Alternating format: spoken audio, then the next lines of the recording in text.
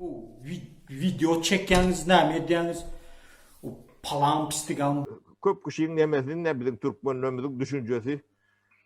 Gurda otuyorsunuz diye de ediyen zatınız yok demiş. Bir zat etmeli olanı biz ne et vermelisiniz? Ağzınıza çörek şeyinep vermeli mi? Ne etmeli?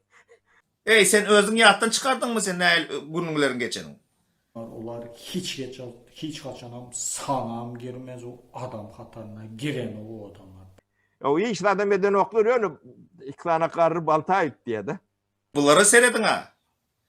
Bulardan hareket çıkarma.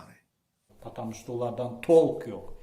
Потому что onlar o неправильно намеден var ya. Rusladan var ya. Biliniz mi? Yine. Yani bandit, yani gezip yani şarlatan neme oldunuz o bizim sözümüzü size ötmez.